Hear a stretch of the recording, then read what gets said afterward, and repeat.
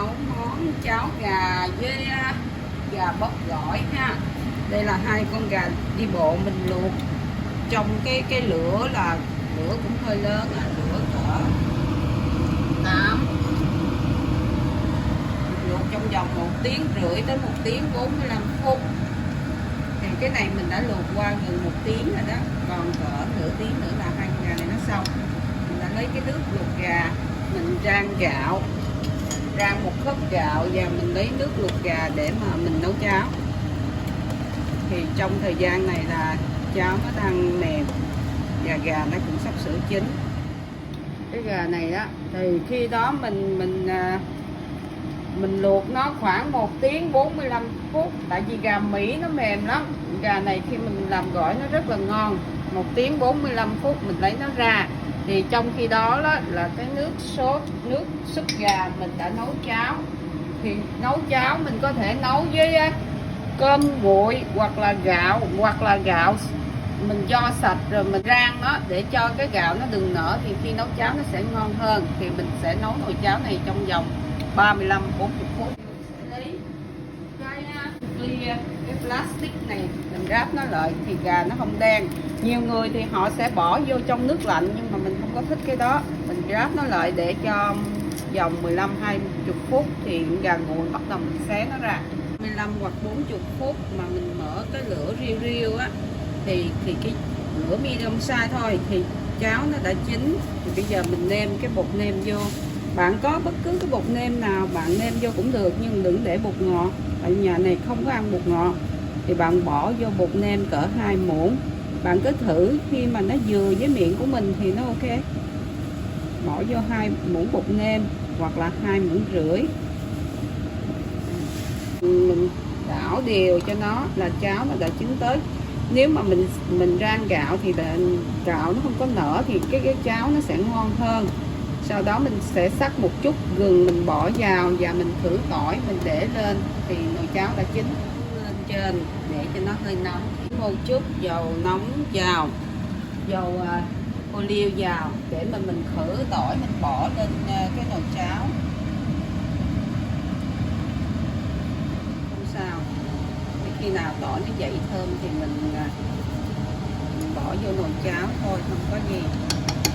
Đó mình sắc một cái củ hành tây theo như vậy nè. Mình vắt một trái rưỡi tới 2 trái chanh mình đổ vào đây.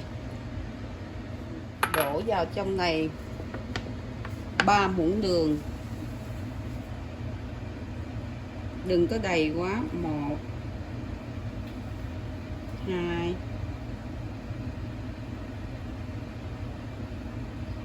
3. Và mình bỏ vào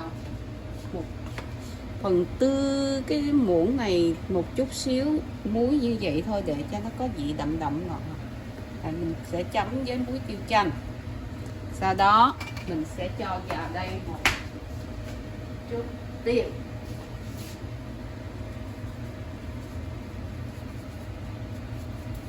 Và bạn đừng quên thêm vào đây một chút giấm của Nhật. Giấm này nè, giấm để mà mình ăn sushi. Mình thêm vào đây một cái muỗng giấm như vậy, nó ngon hơn. Ok, mình trộn đều lên và để đó cho nó thấm cái gia vị này. Để chút nữa là mình sẽ trộn với gà. Khi mà mình xé nó ra, xé gà ra. Ok, bạn sẽ cần một nhúm rau này để mà sắc ra và trộn vào gà. Rau răm, Việt Nam là kêu là rau răm. Hành lá và ngò rí nó nhỏ như vậy. Nó đã vàng rồi nè, mình tắt bếp. Vàng và mình đổ vào cái nồi cháo. Là mình có một nồi cháo gà. Nhà này thức ăn đặc cho nên không có thích làm cháo nó lỏng lỏng. Tùy theo bạn, nếu bạn muốn lỏng thì bạn có thể thêm nước súp gà vô và mình trộn nó lên thì nồi cháo gà nó đã chín. Khi gà mình xé xong thì nó ra được như vậy nè. 2 con này nó chỉ nhỏ thôi bạn, không có lớn đâu. Thì nếu mà nhà mình có nồi áp suất á thì mình luộc nó trong vòng 40 phút, còn không có thì mình làm 1 tiếng rưỡi tới 2 tiếng.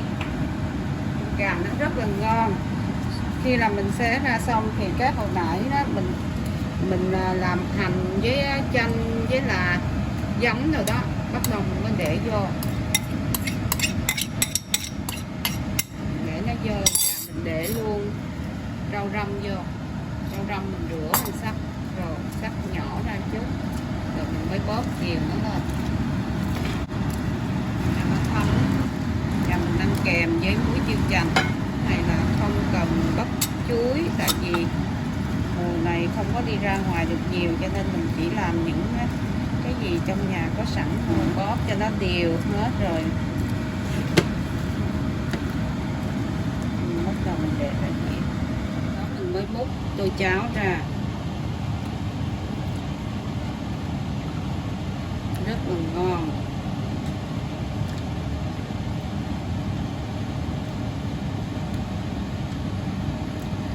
Cái xương gà bạn có thể bỏ lại trong nồi cháo cũng được, mà không cũng không sao, không có gì. Tại cái gà này nó làm cho nước gà rất là ngọt. Gà này nước gà, nhưng sau đó bạn bỏ hành và ngò rí vô.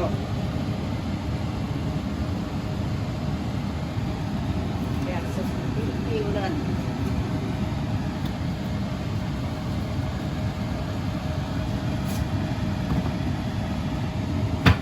Kèm với giò cháo quẩy và cháo gà, gỏi gà và giò cháo quẩy đã hoàn thành.